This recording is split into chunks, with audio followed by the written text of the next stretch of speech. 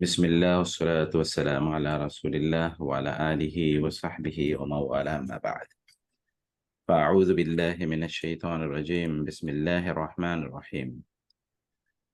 وما محمد إلا رسول قد خلت من قبله الرسل أفإن مات أو قتل انقلبتم على أعقابكم ومن ينقلب على عقبيه فلن يضر الله شيئا وسيجزي الله الشاكرين.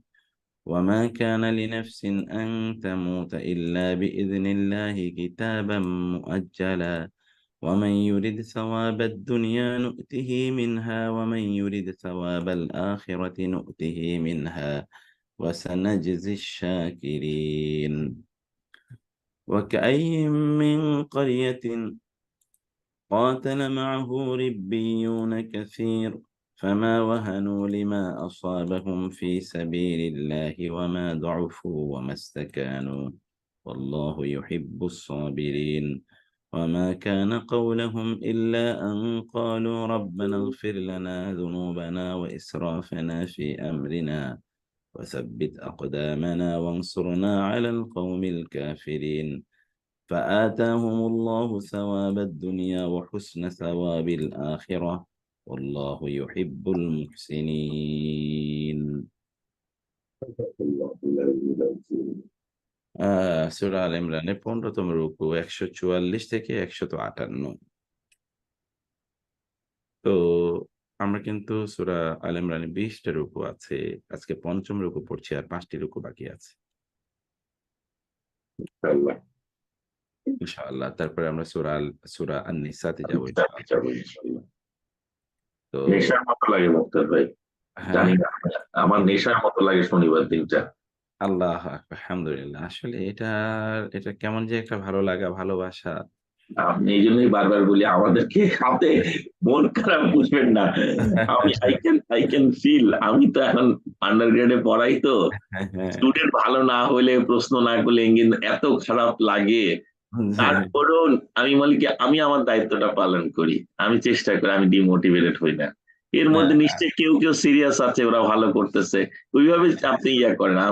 আর এটা তো আমাদের জন্য হলো পুরা মানুষ মাথায় ঢুকে থাকি। আল্লাহ জি, জাযাকাল্লাহ খায়ের ভাই। আল্লাহ তাআলা আমাদের যেন সহজ করে দেয়। আল্লাহুম্মা আমিন।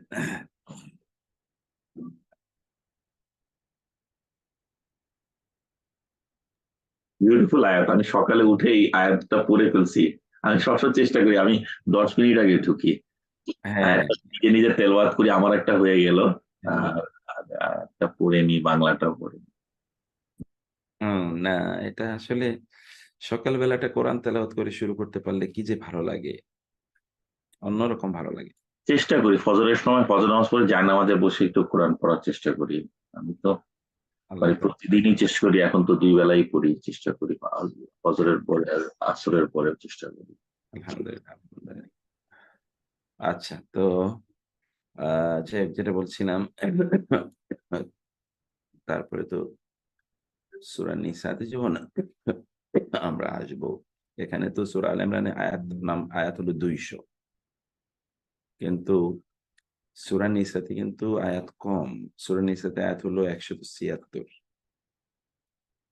আস্তে, আস্তে ছোট হওয়া আম শুরু হয়েছে আরকি। তো এখন আজকে যে রুকুটা আমরা পড়ছি তা হলো রাসূলুল্লাহ সাল্লাল্লাহু আলাইহি ওয়াসাল্লাম এর উহুদের যুদ্ধে তিনি যে একটু আহত হয়েছিলেন, তার উপর ভিত্তি করে মুসলমানরা একটু মন খারাপ হয়ে গেল তাদের। তারা ভাবছিল রাসূলই যেহেতু নাই, তাইলে এই জীবন দিয়ে কি হবে? অথবা তারা কি করবেন? তারা কিং কর্তব্য বিমূঢ় হয়ে পড়েছিলেন। কেউ এমন ধারণা পোষণও করছিল যেহেতু রাসূলই নাই, তাইলে এই দিন কিভাবে থাকবে বা কি? সেই প্রেক্ষিতে আল্লাহ তাআলা আয়াত নাযিল করলেন, মুহাম্মদ তো একজন রাসূলই। তার পূর্বে তার অনেক রাসূল গত হয়েছে। অতএব তিনি যদি মারা যান,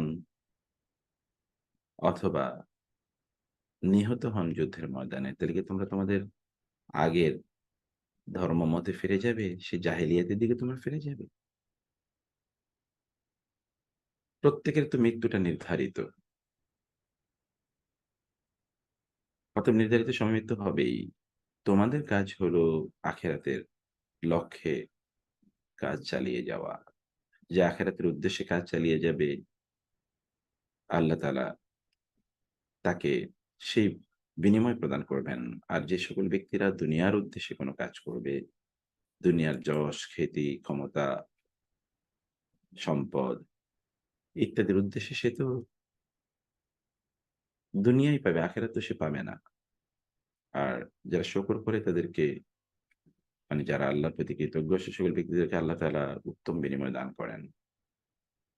অতএব মুহাম্মদ সাল্লাল্লাহু আলাইহি ওয়াসাল্লামের পূর্বেও তো আরো অনেক নবী ছিলেন। তাদের সঙ্গে অনেক আল্লাহওয়ালা পণ্ডিতগণ তারাও যুদ্ধ করেছেন। অতএব সে সকল ব্যক্তিরা যুদ্ধের ময়দানে কখনো আহত হলে বা নিহত হলে কখনো তারা মন খারাপ করেননি, এবং তা নিয়ে তারা হতোদ্যম হননি, দুর্বল হননি, তারা মাথাও নত করেন নাই। এরকম একটি অবস্থা ছিল। তাহলে তোমাদের অবস্থা কেন এরকম হচ্ছে? তোমরা কেন এরকম হয়ে যাচ্ছ?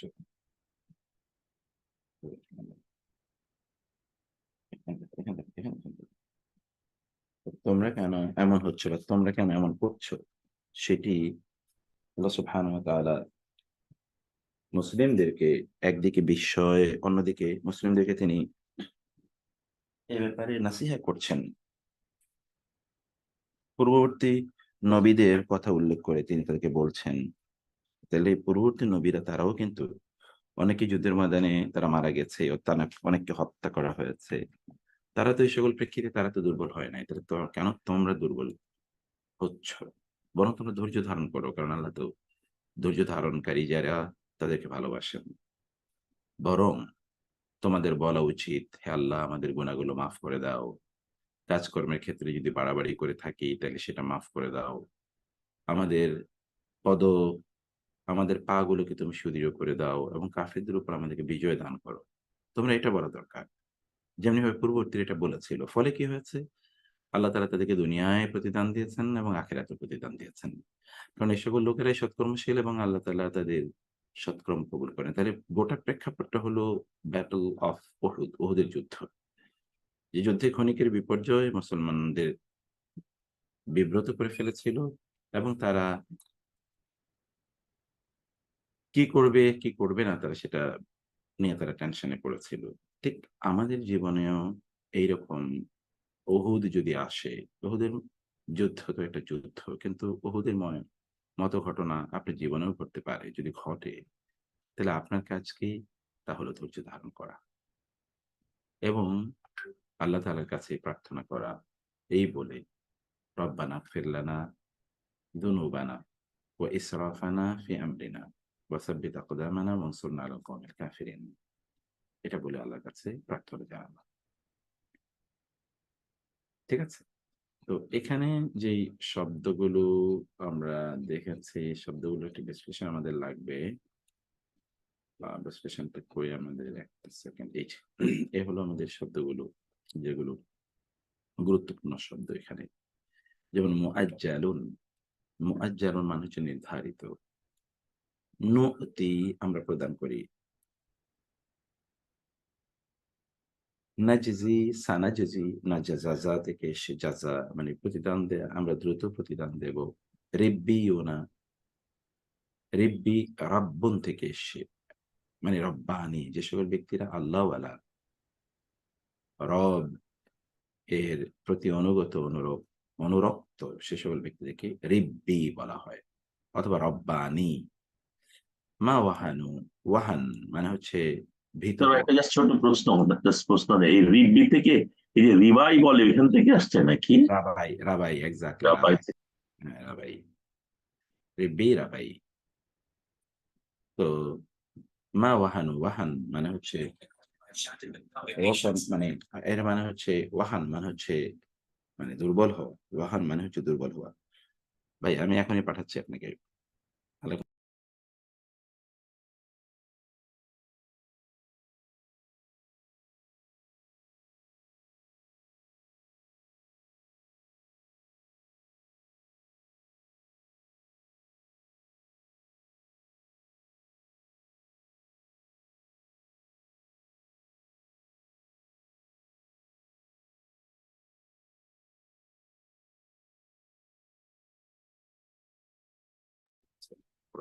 জি। তারপরে ওয়াহান মানে হচ্ছে ভীত হওয়া। ওয়াহানুন। আর দউফু, দঈফ আমরা বলি না জয়ীফ হাদিসে, জয়ীফ, দউফু মানে হচ্ছে তারা দুর্বল হয়নি। মাস্তাকানু তারা নত হয়নি। ইস্তেকানাতুন মানে হচ্ছে আত্মসমর্পণ করা কারো কাছে, মাথা নত করা। ইসরাফুন মানে হচ্ছে সীমা লঙ্ঘন। ইসরাফ, তাসরিফ মানে ইসরাফ এটা বলা হয় তাবদীল। এবং আমরা তো দোয়াও করি, ইয়া মুকাল্লিবাল কুলুব সাব্বিত কলবি আলা দীনিক। সাব্বিত মানে সুদৃঢ় করুন। আকদাম সুদৃঢ় কদম থেকে এসছে, আমরা বলি কদম, ফেলা, কদম। কদম মানে হচ্ছে পা, পদসমূহ, পা সমূহ। আর আতা, আকিমুস সালাতা, আতুজ যাকাতে, আতা মানে হচ্ছে প্রদান করা, আতা। হুসনুন মানে উত্তম, সুন্দর। হাসান, এখান থেকে হাসান, হাসান মানে সুন্দর। যুনুবুন, যামবুন এর বহুবচন। আমরা আল্লাহর কাছে আস্তাগফিরুল্লাহ রাব্বি মিন কুল্লি যামবিন, যামবিন এটার বহুবচন হলো যুনুব মানে গুনাহ। আশ-শাকিরিন শকর থেকে এসছে, কৃতজ্ঞতা বা কৃতজ্ঞ বান্দাগণ। কাসীর অনেক, কোরআনে বহুবার এই শব্দটি ব্যবহার আছে। আকসার, কাসীর। সওয়াব তো আমরা বলি সওয়াব দেয়া। ইউহিব্বু মহাব্বত থেকে এসছে, তিনি ভালোবাসেন। এবং ইগফির মানে মাগফিরাত থেকে এসছে, ক্ষমা করা। ইগফির, মাগফিরাত, ইস্তিগফার ক্ষমা প্রার্থনা করা। ঠিক আছে? তো এই শব্দগুলো একটু কিছুক্ষণ আমাদের মনে হয় পড়া দরকার। আপনারা শব্দগুলো একটু পড়েন তো কিছুক্ষণ। ২-৩ মিনিট একটু শব্দগুলো পড়লে তাইলে আমাদের পরের পড়াটা সহজ হয়ে যাবে। এই শব্দগুলোই মৌলিক শব্দ। এগুলোকে আবর্তিত করেই পুরো চ্যাপ্টারটি মানে পুরা রুকুটি ইনশাআল্লাহ। তাইলে আমরা ৫ মিনিট শব্দগুলো পড়ি। ওকে, তাহলে শব্দার্থগুলো তো আপনারা দেখলেন। এখন আ এর উপরে একটু ছোট রুকু আমরা একটু পড়ি। ওয়া মা মুহাম্মাদুন। ওয়া আর মা মানে না। কোন বাক্যে যদি একাধারে মা এবং ইল্লা আসে, তখন এর অর্থ হয় কেবল। এর অর্থ হয় কেবল। এটা আপনারা পড়ে এসছেন। তাহলে কি হলো? মোহাম্মদ তো কেবলই একজন রাসূল। আর আমরা অনুবাদ করছি কারণ এটা স্ট্রাকচার অনুসারে মা, ওয়া এবং মা মানে না, মুহাম্মাদুন মুহাম্মাদ, ইল্লা মানে ছাড়া। রাসূল, মোহাম্মদ রাসূল ছাড়া কিছুই নন। মানে তিনি তো একজন রাসূল। তিনি তো আর গড না যে মারা যাবেন না। অর্থাৎ তিনি তো মারা যাবেনই। তিনি তো একজন রাসূল। কদ খালাত মিন ক্বাবলিহি রুসুল। কদ অবশ্যই, খালাত বিগত হয়ে গেছে, খালি হওয়া যেটা আমরা বাংলায় বলে থাকি। কদ খালাত বিগত হয়ে গেছে। মিন ক্বাবলি এবং কি? মিন ক্বাবলি মানে পূর্বেহি মানে তার। তার পূর্বে বিগত হয়েছে আর রুসুলু রাসূলগণ।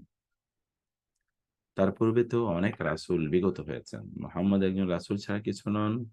তার পূর্বে আর অনেক রাসূল বিগত হয়েছেন। আর রসুল আফাইম মাতা আও কুতিলা ইনকালাবতুম আলা আকাবিকুম। জি, বলেন রেজাউল ভাই। রেজাউল করিম ভাই বলেন। আলাইকুম। ওয়ালাইকুম আ আসসালাম। মোক্তার ভাই, এই যে খলাত যেটা, এটা রুট লেটার কি এখানে? খালুন, খালাম, খালাম, হ্যাঁ, খালি খালাম বলেন। খালাম ওয়া, খালাম ও ওয়াও। খালাম। আচ্ছা, আচ্ছা, আচ্ছা। যথাযথ। ওয়া যেহেতু ওই যে আমরা গ্রামারে পড়ে এসেছি, ওয়া যেহেতু দুর্বল বর্ণ, এই দুর্বল বর্ণটা তখন কি হয়? পড়ে যায়। জি। দুর্বল বর্ণটা। তাইলে তার পূর্বে তো কদ নিশ্চয়ই, খালাত বিগত হয়েছে, অথবা কাদ মানে ইতিপূর্বে। কাদ শব্দের দুটো অর্থ আমরা বলেছিলাম। একটা হচ্ছে মিন হোয়াইল, অলরেডি এরকম একটা অর্থ। আর এটা তো শিওরলি, ইনডিড। মিন ক্বাবলিহি তার পূর্বে। আর রসুল রাসূলগণ। এই যে রাসূলের বহুবচন হলো আর রসুল। তার পূর্বে তো রাসূলগণ গত হয়েছেন। আর অনেক রাসূল তো তার পূর্বে এসেছেন, তারাও তো মারা গেছে। নিহত হয়েছে। হত্যাও করা হয়েছে তাদেরকে। তিনিও রাসূল। তাইলে তোমরা অবাক হচ্ছ কেন? তিনি যদি মারা যায়ও থাকেন তাইলে কি তোমরা আবার সেই মূর্তি পূজার দিকে ফিরে যাবে, সে জাহেলিয়াতের দিকে ফিরে যাবে। ফা ইন, তিনটি শব্দ। মানে কি, ফা মানে তবে, ইন মানে যদি, মাতা মৌত, তিনি মারা যান। আফা ইম মাতা আও, অথবা কতিলা, তিনি নিহত হন, কতল হন। ইনকালাবতুম, ইনকালাবা, আমরা বলি ইনকালাব মানে হচ্ছে ফিরে যাওয়া, ইনকালাব, ইনকিলাব। তো এটা হচ্ছে মানে রিয়েলি এর অর্থ হচ্ছে টার্নিং ব্যাক, মানে মুভ করা, মুভমেন্ট। এই জন্য ইনকিলাব মানে হচ্ছে অভ্যুত্থান, মানে যা ছিল অবস্থা তার চেয়ে বিপরীত অবস্থা হয়ে গেছে। ইনকালাবতুম, এরপরে যখন আলা আকাব আসে, তখন হচ্ছে ইউ টার্ন ব্যাক, তোমরা ফিরে যাও। কোথায়? আলা উপরে, আকাবুন হচ্ছে আকিবুন, এই যে পায়ের গোড়ালি আছে না, গোড়ালিটাকে বলে আকিব, এরপর হচ্ছে না আকাব। কম তোমাদের, তোমাদের গোড়ালির দিকে তোমরা ফিরে যাবে। আচ্ছা, আমরা যেমন ধরেন এরকম আছি, যদি আমি একেবারে উল্টো টার্ন নিতে চাই, তখন কি ওই যে গোড়ালির উপর ভিত্তি করে এরকম হয়ে যায়, তাই না? এটা হলো এনকালাবা আলা আকাব, এনকালাবা আলা আলা আকাব, অথবা তাওয়াল্লা আলা আলাল আকাব, দুটোই কোরআনের শব্দ, এই দুটো শব্দ আলা আকিবাইহি আছে। ওকে, তো কি হলো, ওয়ামাই ইয়ানকালিব আলা আকিবে, আবার ওয়া আর মান যে সে, কে ইয়ানকালিব আলা আকিবাই, পুরো জায়গাটা মিলে একটা অর্থ, পায়ের গোড়ালির উপর ভর করে ফিরে যাওয়া। এটা, এই জিনিসটি একটু বেশি দ্রুত, অথবা খুব আপনার যেমন আপনি তো এরকম এরকম তো আপনি ছিলেন, এই গোড়ালির উপর ভিত্তি করে আপনি একেবারে এরকম উল্টা টার্ন করলেন, এটা খুব কুইকলি মানুষ করার জন্য এই কাজটি করতে, তাহলে কি তোমরা দ্রুতই ফিরে যাবে তোমাদের পূর্ব ধর্মমত আহ এবং রিলিজিয়াস প্র্যাকটিস অথবা বিলিফের দিকে, মূর্তি পূজা ময় যেটি ছিল। আর ওয়ামান, আর যে ইয়ানকালেব, সে ফিরে যায়, আলা উপর, আকিবাইহি, তার দুই গোড়ালির উপর। এটা একটা ফ্রেজ, মানে হচ্ছে turning back to the previous position. ফালান ইয়াদুররা আল্লাহ শাইআ, তবে লান ইয়াদুররা, লান নেভার, ইয়াদুররা সে ক্ষতি করতে পারবে, আল্লাহর শাইআ কিছুতেই, সে কিছুতেই আল্লাহর কোনো ক্ষতি সাধন করতে পারবে না। মানে কেউ যদি কাফের হয়ে যায় তাতে আল্লাহর কি, তাতে আল্লাহর ক্ষতি কি? আর কেউ যদি মুমিন হয় তাহলে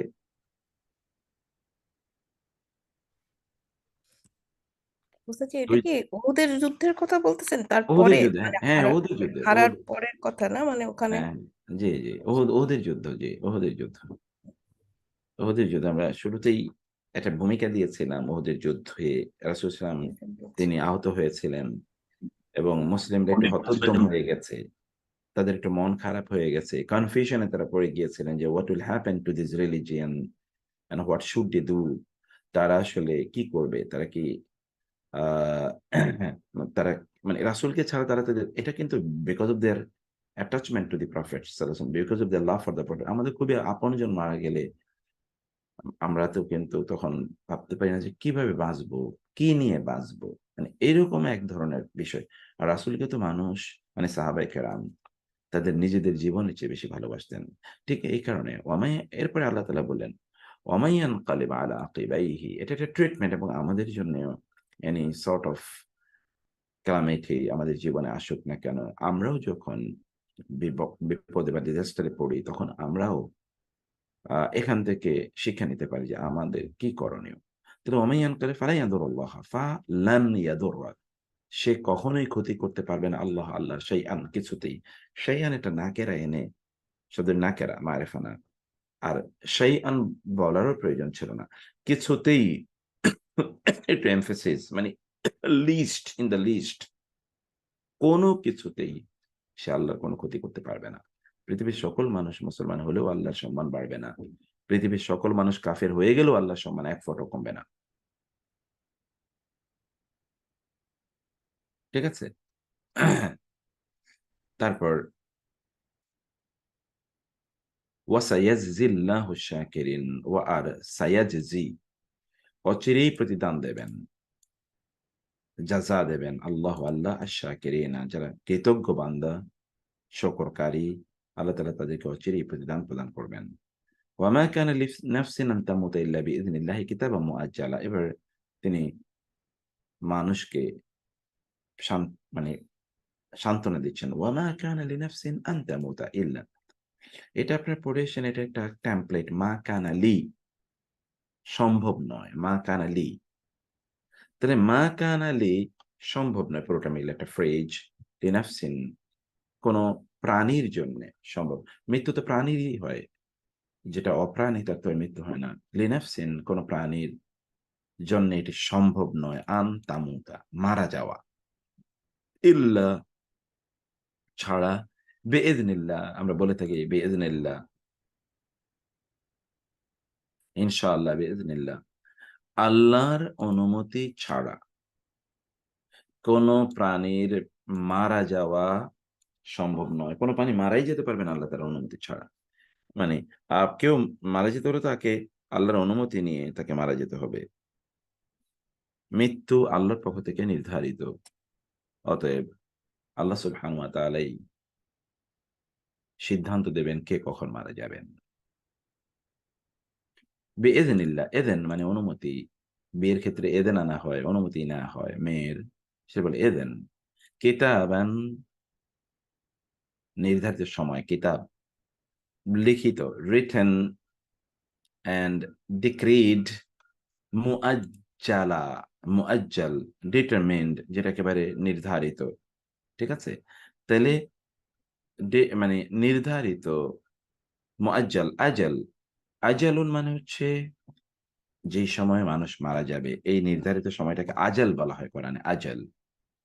সেখান থেকে হলো মুআজ্জাল, এটা ইসমুল মাফউল, মানে হচ্ছে যেটা একেবারে সময়টাকে ফিক্স করে দেয়। যেমন আপনার মৃত্যুর সময়, যে নির্ধারিত সময়টা আপনি কবে মারা যাবেন সেটা আপনি সেটা তো আল্লাহ তাআলা কর্তৃক আপনার জন্য নির্ধারণ করে দিয়েছে। এটাকে বলে আজাল। ইযা জাআ আজালুহুম, কোরআনে বারবার বলা হয়েছে যখন তাদের আজাল চলে আসে, মানে হচ্ছে তাদের মৃত্যুর নির্ধারিত সময়। তাহলে আজাল মানে হচ্ছে এটা নির্ধারিত সময়, এবং এটা মৃত্যুর সাথে সম্পৃক্ত, কোরআনে সাধারণত এভাবে এসছে। ঠিক মুআজ্জাল এটার ইসমুল মাফউল, মানে হচ্ছে নির্ধারিত। তাইলে নির্ধারিত সময়, কিতাবান হুইচ ইজ রিটেন, নির্ধারিত, লিপিবদ্ধ, নির্ধারিত সময়েই কেবলমাত্র একজন মানুষের মৃত্যু হবে। এটা আল্লাহ তাআলা কর্তৃক নির্ধারিত। অতএব এর আগে কারো মারা যাওয়া এটা সম্ভব নয়। কেউ মারা যেতে পারে না। ইচ্ছা করলেও you can not kill yourself unless or until it is decided and decreed by আল্লাহ। হতে পারে আপনি হয়তো ধরেন আত্মহত্যা করতে চেয়েছেন, মানে কোন একজন মানুষের কথা বলছি, কিন্তু এমন সিচুয়েশন তৈরি হয়ে যাবে তিনি বিকলাঙ্গ হয়ে বেঁচে থাকবেন, but he or she will not die. ফলে নির্ধারণ করেছেন আল্লাহ তাআলা। আবার সেই নির্ধারণ আমি যেহেতু জানি না, অর্থাৎ আমি যখন কোনো ইনিশিয়েটিভ নেব মৃত্যুর জন্য, হতে পারে এই ইনিশিয়েটিভটাই আল্লাহ তাআলা কর্তৃক নির্ধারিত ছিল। আবার as I have taken this decision for me, অতএব আমি এর জন্য ইমপ্লিকেটেড হব, আমি এর জন্য ইমপ্লিকেটেড হব। ওয়ামান ইউরিদ সাওয়াবাদ দুনিয়া নুতিহি মিনহা, ওয়া আরমান, যে ইউরিদ চায়, সাওয়াবাদ দুনিয়া, দুনিয়ার প্রতিদান, নুতি আতা, আতা ইউতি প্রদান করা, নুতি আমি প্রদান, আমরা প্রদান করবো, নুতি আমরা, হি তাকে যে চায় দুনিয়ার প্রতিদান, মিন হাতা থেকে, এই দুনিয়া থেকে, হা দুনিয়া থেকে আমি তাকে প্রতিদান দেব। তার মানে কেউ যদি তার যত কর্মকাণ্ড হোক না কেন, ইভেন যুদ্ধের ময়দানে অংশগ্রহণ করার মতো এইরকম কোন কাজও কেউ যদি দুনিয়ার উদ্দেশ্যে করে, দুনিয়া প্রাপ্তির উদ্দেশ্যে করে, তাহলে he she will get it, সেটা পাবে, সে এটি পাবে। ঠিক আছে।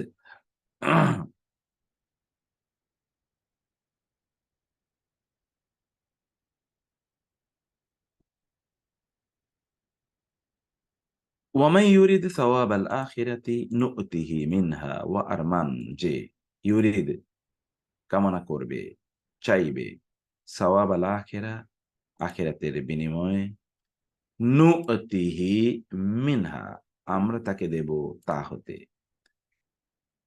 এখন আপনাকে সিদ্ধান্ত নিতে হবে কোন সময়ের প্রতিদান, পুরস্কার আপনার দরকার। এটা আপনাকে সিদ্ধান্ত নিতে হবে।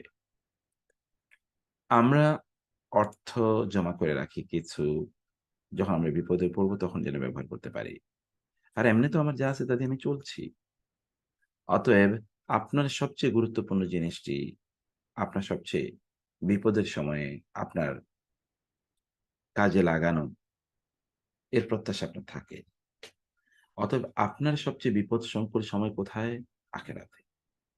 সেখানে বিচার, হিসাব নিকাশ হবে, বিচার হবে, এন্ড ফাইনাল ডেস্টিনেশন নির্ধারণ করা হবে। সেই সময় আপনার এগুলো প্রয়োজন হবে অনেক বেশি। অতএব দুনিয়া তো আপনি ক্ষণিকের, এবং এখানে আপনার উপকরণগুলো, তার প্রতি বিশ্বাস করুন বা না করুন, উপকরণগুলো আপনি পাবেনই।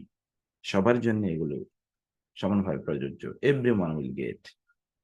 এমনকি ফেরাউনও পেয়েছে, এমনকি হামান পেয়েছে, কারুন পেয়েছে। অতএব যত বড় স্বৈরাচার, অথবা যত বড় আল্লাহদ্রোহী, অথবা যত বড় জালিমই হোক না কেন, যত বড় কাফের বা মুশরিক হোক না কেন, দুনিয়ার তাদের শেয়ার তারা পাবেই। কিন্তু আখেরাতে, আখেরাত কেবলমাত্র ওয়ালাদ-দারুল আখিরাতু খায়রুল লিল্লাযিনা তাকাউ। আখিরাত কেবলমাত্র ঈমানদারদের জন্য নির্ধারিত। ওয়াল আকিবাতু লিত-তাকওয়া। আখিরাত কেবল মুত্তাকিদের জন্য। সেখানে কারো কোনো শেয়ার নাই, মুত্তাকিরা ছাড়া। তাহলে আপনি দুনিয়াতে যে কাজই করছেন না কেন, never expect any appreciation from anyone. অথবা তার জন্য আপনি কিছুই করেন না, আপনি করেন ফর আখেরা, যেন you get appreciated in the আখেরাত। সেটা আপনার জন্য প্রকৃত সফলতা, প্রকৃত সফলতা। সে কারণে ওয়ামাই ইউরিদ সাওয়াবাল আখিরাতি নুতি মিনহা ওয়া সানাজজি শাকিরিন।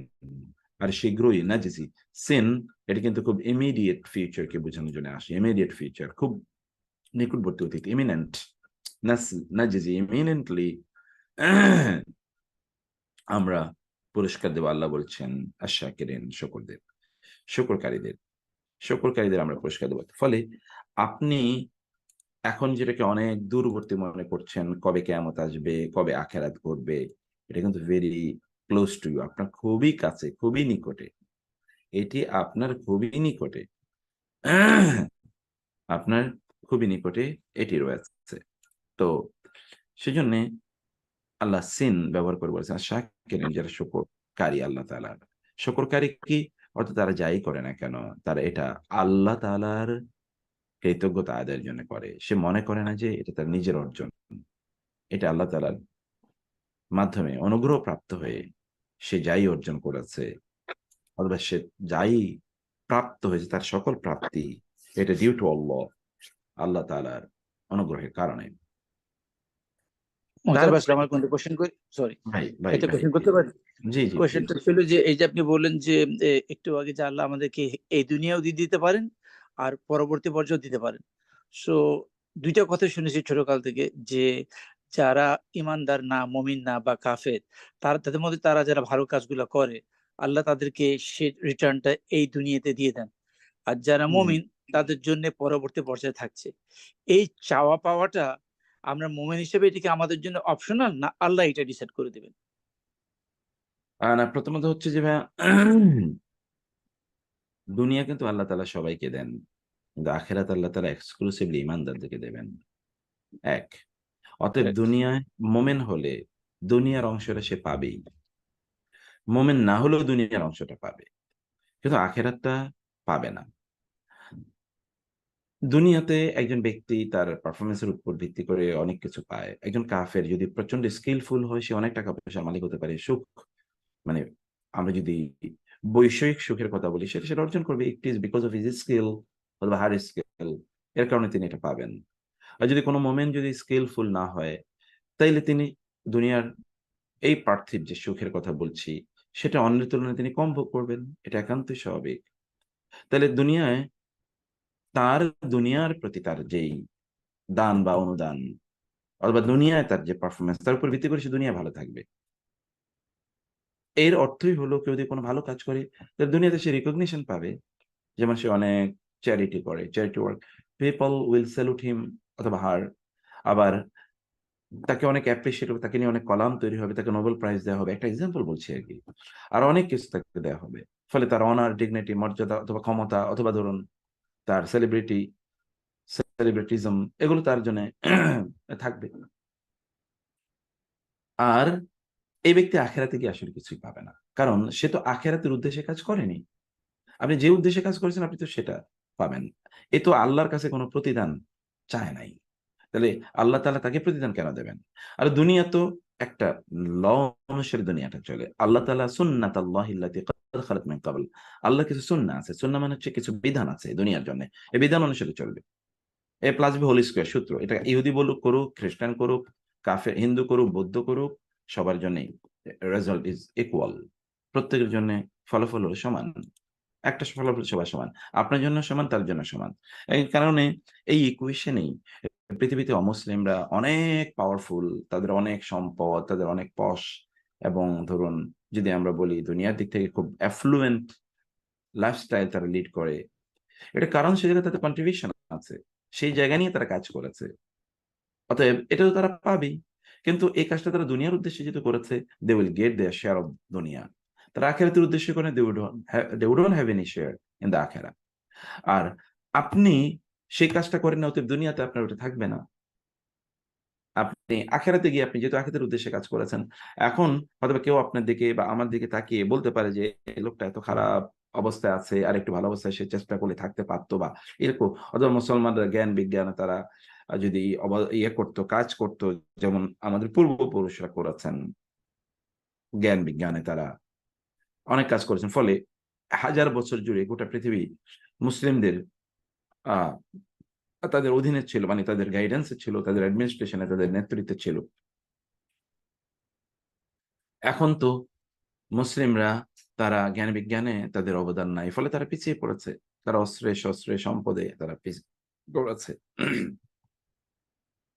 কিন্তু মুসলিমরা তারা তো আখিরাতের উদ্দেশ্যে তারা কাজ করে, যারা করে, সবাই না, যারা করে, তারা আখিরাতে গিয়ে তাদের প্রতিদান পাবে ইনশাআল্লাহ। ঠিক আছে? তো এই কথা সত্য, যেটি আপনি, এটা হাদিসে এবং কোরআনে আছে, দুটোই কোরআন এবং হাদিসের কথা। যেই মান আরাদাত, এই যেমন এখানে আপনি দেখলেন একই কথা, মাই ইউরিদু সাওয়াদ দুনিয়া দু'তিহি মিনহা, কিন্তু দুনিয়ার প্রতিদান চায়। দুনিয়ার প্রতিদান মানে হচ্ছে দুনিয়া অ্যাচিভমেন্ট, দুনিয়া মানে এক রিকগনিশন, অথবা ধরেন দুনিয়াতে তার আপনার একটু ভালো করে মজা করে সে থাকবে, আনন্দ ফুর্তি করবে, এটা সে পাবে। আর যে আখেরাত কামনা করে সে আখেরাতে গিয়ে সেটা পাবে, দুনিয়া পাবে না হয়তোবা, তাকে এতটুকু ধৈর্য ধারণ করতে হবে। এবং এই কারণে ধৈর্যের আলোচনায় আছে। আর প্রেক্ষাপটটা কি? প্রেক্ষাপটটা হচ্ছে উহুদের যুদ্ধ, যেখানে রাসূলুল্লাহ সাল্লাল্লাহু আলাইহি ওয়াসাল্লাম আহত হয়েছেন। অতএব সেখানে মুসলমানদের মন খারাপ করার কিছু নাই। এবং আপনি যদি if you are struck by any calamity, তাহলে আপনার মন খারাপ করার কোনো কারণ নাই। আপনার কাজ হচ্ছে ধৈর্য ধারণ করা। অতএব আপনি এর বিনিময়ে আখিরাতে গিয়ে পেয়ে যাবেন। এর বিনিময়ে আপনি আখিরাতে পেয়ে যাবেন। ওয়াসানাজিশ শাকিরিন। ওয়া কাআইয়্যিম মিন নাবিয়্যিন কাতালা মা'আহু রিব্বিয়ুনা কাসীর।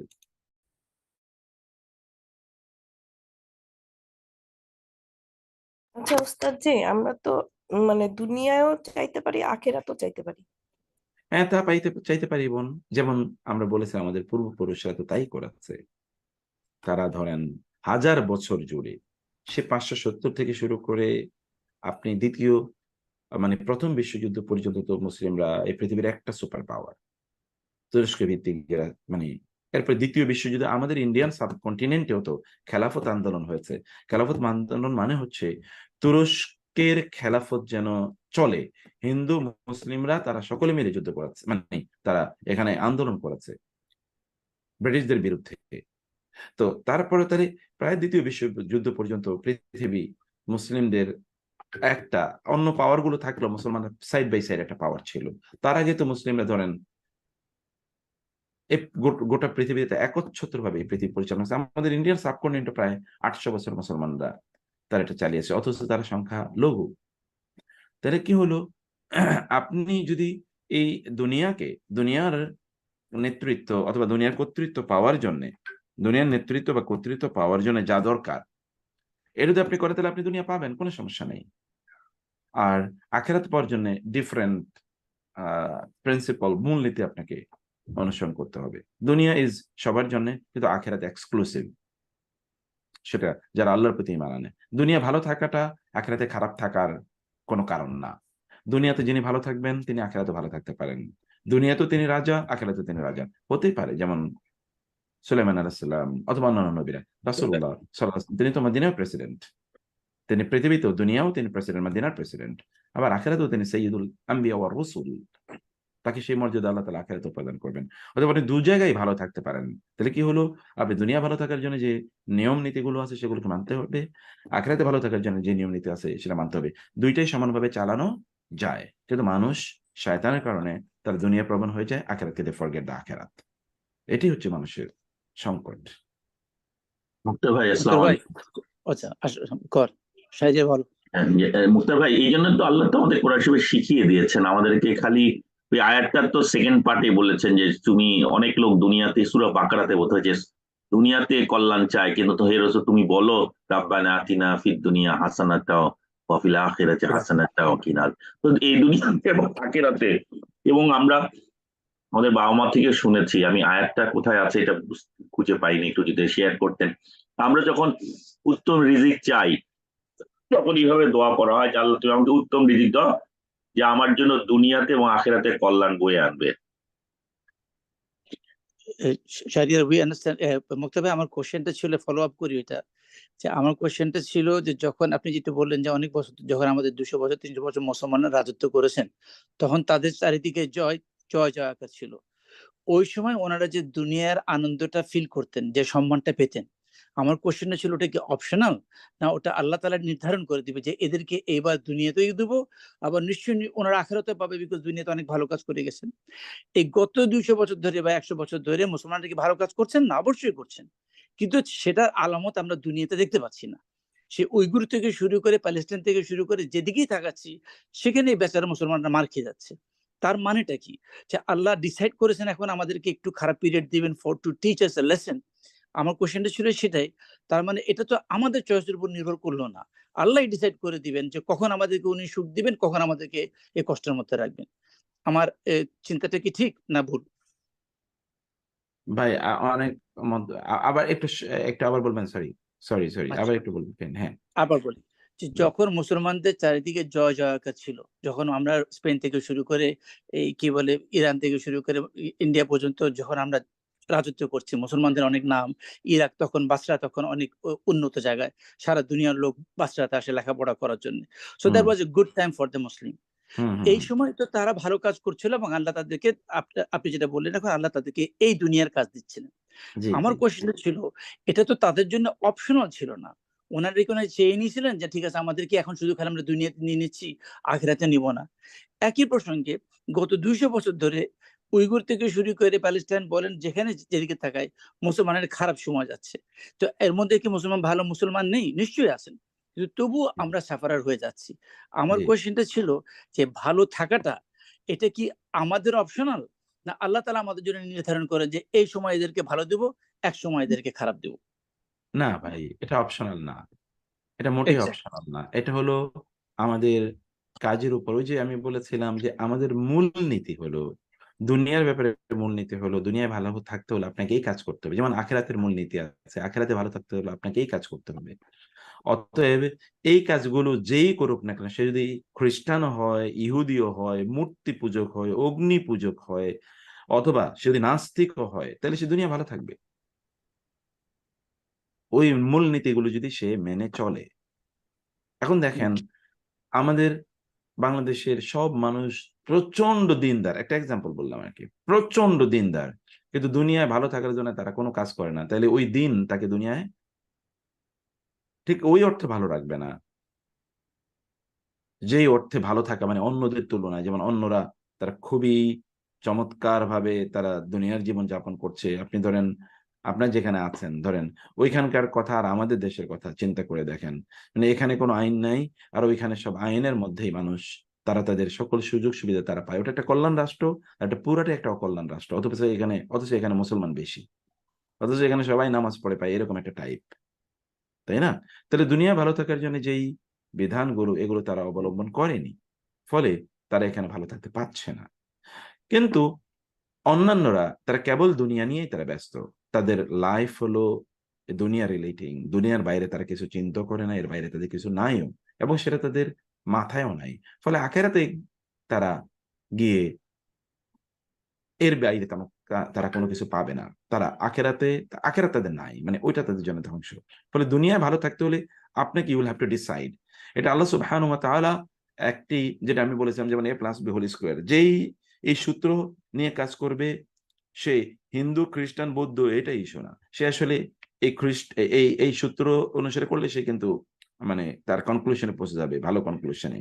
আর আপনার ঈমান থাকলে আপনি ভালো কনক্লুশন এই সূত্রের উপর ভিত্তি করে আপনি মানে সূত্রকে আপনি উল্টাপাল্টা করে দিলেন, আর এটা আপনি করতে পারবেন না। ফলে আপনাকে নিশ্চয়ই দুনিয়ার জিনিসগুলো আপনাকে অবলম্বন করতে হবে, এবং এটা মুসলমানরা করেছিল। যেমন এই অঞ্চলটা মুসলিমরা তারা শাসন করেছে, তখন তারা এই যোগ্যতা অর্জন করেছিল, তারা এই যোগ্যতা তাদের ছিল। জ্ঞান বিজ্ঞানে এমন কোন শাখা ছিল না যে শাখা মুসলমানরা কাজ করেনি। ফলে মুসলিম বিশ্বের বিশ্ববিদ্যালয়গুলো, পৃথিবীর প্রথম বিশ্ববিদ্যালয় মুসলমানরা তৈরি করে, পৃথিবীর প্রথম হসপিটাল মুসলমানরা তৈরি করে, পৃথিবীর প্রথম এই যে স্পেস রিসার্চ সেন্টার মুসলমানদের তৈরি হয়, টেলিস্কোপ মুসলমানদের তৈরি করে, কম্পাস যেটাকে দিয়ে আমরা সমুদ্র ভ্রমণ করি এটা মুসলমানরা তৈরি করে, কলম্বাসকে আমেরিকা নিয়ে গিয়েছে মুসলিম নাবিক। তো এগুলো তো সব মুসলিমরা করেছে। এখন আমরা সেই জায়গা নাই, এ কারণে আমরা এগুলো নিয়ে চিন্তা করি না। ম্যাথমেটিক্স এর জনক হচ্ছে মুসলমানরা, মানে আলগরিদম মুসলমানদের নামের সাথেই, মানে আলজেব্রা মুসলমানদের নাম, এর ওই নামকে পরিবর্তন করে রাখা হয়েছে জাবেরের নাম থেকে আলজাবরা, কিতাবুল জাবর ওয়াল মুকাবালা এই বই থেকে নেওয়া হয়েছে। আলগরিদম খাওয়ারিজম কে আলগরিদম বলা হয়। ফলে এই মেডিকেল সায়েন্সটা পুরোটাই মুসলমানদের আবিষ্কার। ইবনে সিনা, এভাসিন ছাড়া তো মেডিকেল শাস্ত্র চিন্তাও করা যায় না। উনি এইভাবে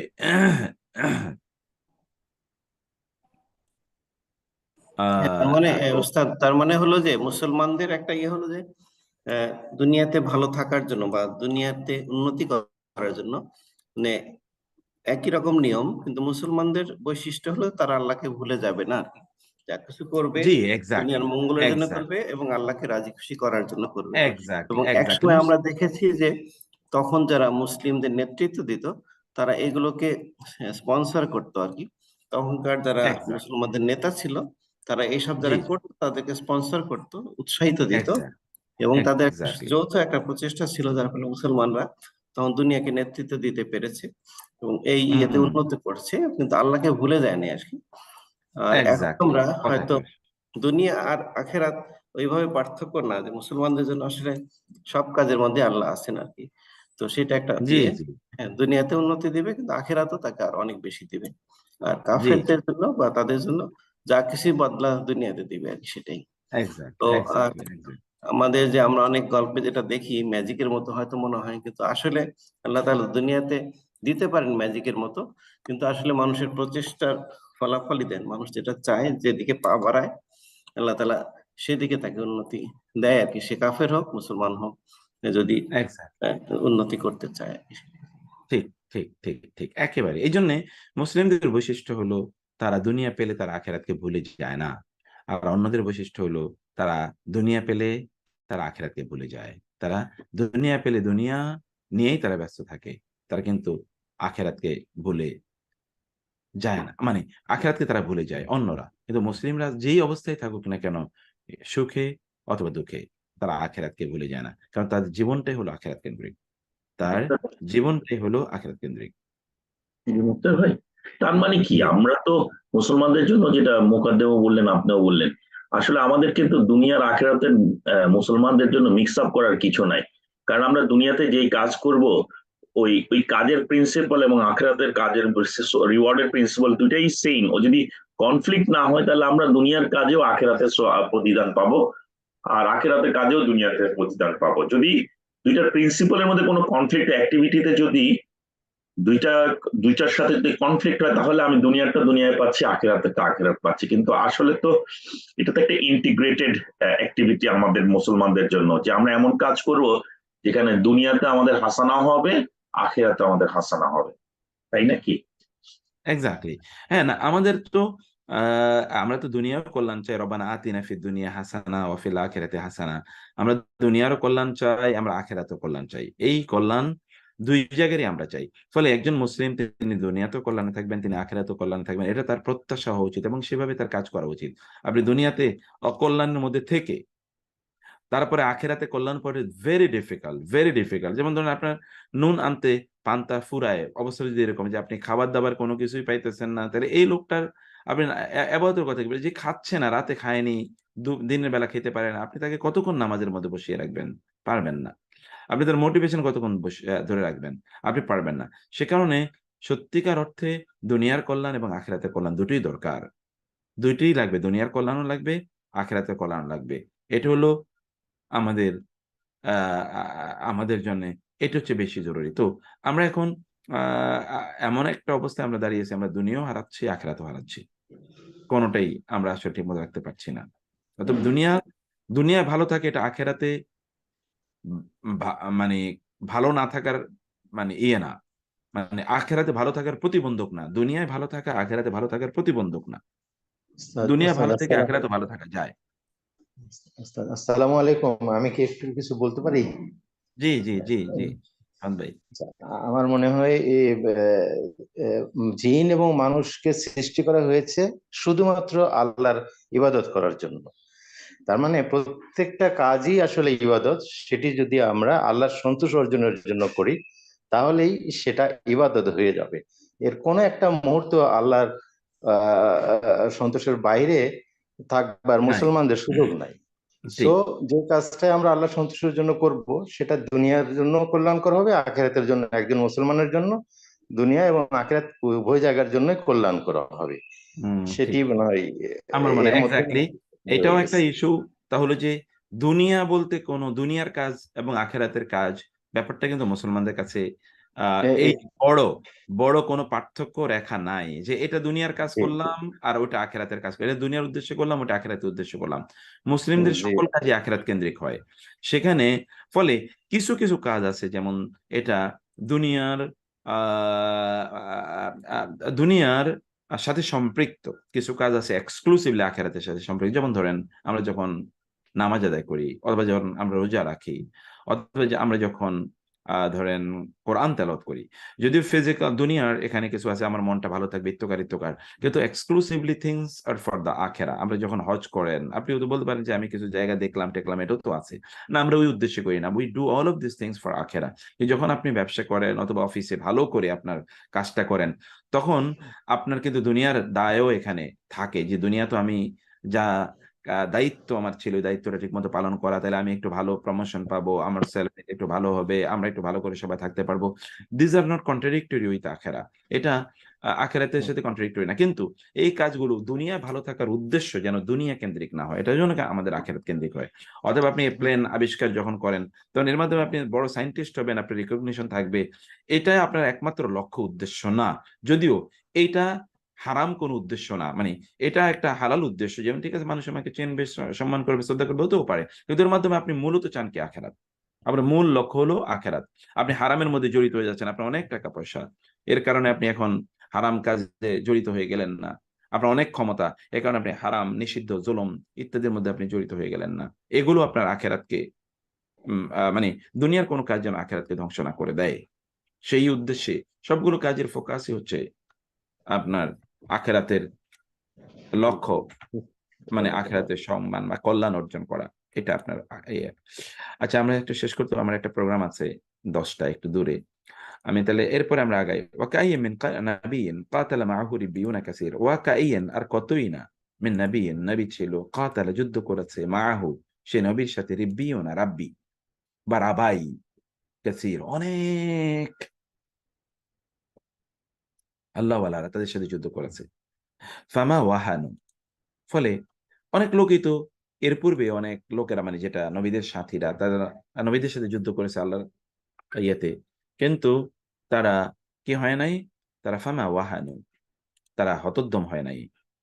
লিমা আসওয়াবাহুম ফি সাবিলিল্লাহ, লি মানে কারণে, মা মানে যা, আসওয়াবাহুম তাদেরকে আপতিত করেছে, ফি সাবিলিল্লাহ আল্লাহর রাস্তায় যে বিপদ তাদের উপর পড়েছে, এই কারণে তারা কোনোদিন হতোদ্যম হয় নাই, তারা কোনোদিন হতোদ্যম হয় নাই। যেই বিপদ আল্লাহ রাস্তা তাদেরকে আক্রমণ করেছে, ওয়ামা দউফু, এবং তারা দুর্বল হয় নাই, ওয়ামা ইস্তাকানু, তারা নত হয় নাই। ইস্তাকানা, ওয়াল্লাহু ইউহিব্বুল মুসাবিরিন, আল্লাহ তাআলা ধৈর্যশীলদেরকে ভালোবাসেন। ওয়াল্লাহু ইউহিব্বুস সাবিরিন। ওয়ামা কানা কাওলাহুম ইল্লা আন ক্বালু, ওয়ামা কানা কাউল, আর মা কানা ছিল না, কাউলাহুম তাদের কথা, ইল্লা তবে, আন যে, ক্বালু তারা বলেছিল, রব্বানা আমাদের রব, ইগফির লানা আমাদেরকে ক্ষমা করে দিন, যুনুবানা যুনুব এবং না আমাদের গুনাহগুলো আমাদের জন্য ক্ষমা করে দিন, ওয়া ইসরাফানা, ওয়া এবং ইসরাফ সীমালঙ্ঘন না আমাদের, আমাদের সীমালঙ্ঘন, ফি আমরিনা, ফি ক্ষেত্রে, আমরিনা আমাদের কর্মের ক্ষেত্রে আমাদের সীমালঙ্ঘন গুলো ক্ষমা করে দিন, ওয়াসাব্বিত এবং সুদৃঢ় রাখুন, আকদামানা আমাদের পা গুলো আপনি সুদৃঢ় রাখুন, ওয়াসাব্বিত আকদামানা আমাদের পা গুলো, আমাদের পদযুগল গুলো আপনি আপনি সুদৃঢ় রাখুন। ওয়াংসুরনা, ওয়া এবং উনসুরনা আমাদেরকে সাহায্য করুন, আলা উপরে, আল কওমিল কাফিরিন কাফিরদের উপর আমাদেরকে সাহায্য করুন। ফাআতাহুমুল্লাহু, ফাআতাহুমুল্লাহ অতঃপর, ফলে ফলে আতা প্রদান করেছেন, হোম তাদেরকে, আল্লাহ আল্লাহ, সাওয়াবা আদ-দুনিয়া দুনিয়ার প্রতিদান। তাহলে আল্লাহ তাআলা তাদেরকে দুনিয়ার প্রতিদান প্রদান করেছেন, বিপদে পড়লে তারা আল্লাহর কাছে ফিরে গিয়েছে।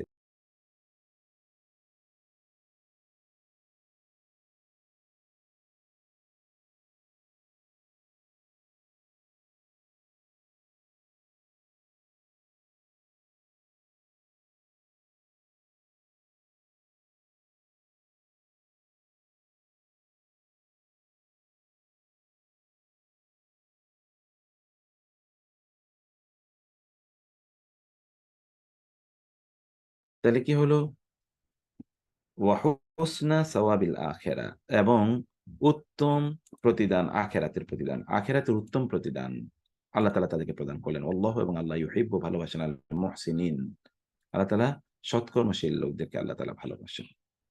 ওকে, আয়াতগুলো খুবই চমৎকার এবং সুন্দর, আমাদের জীবনের সাথে এর অনেক শিক্ষার ইস্যু আছে। আমরা আল্লাহ তাআলার কাছে দোয়া করি, আল্লাহ সুবহানাহু ওয়া তাআলা যেন আমাদেরকে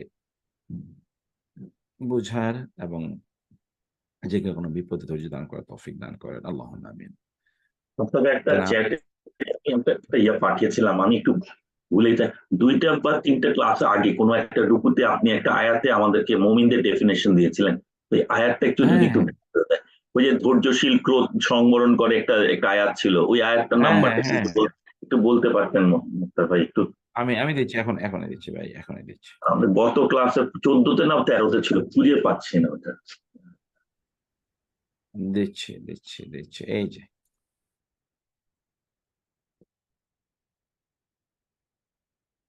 এ হচ্ছে ভাই 134তম আয়াত।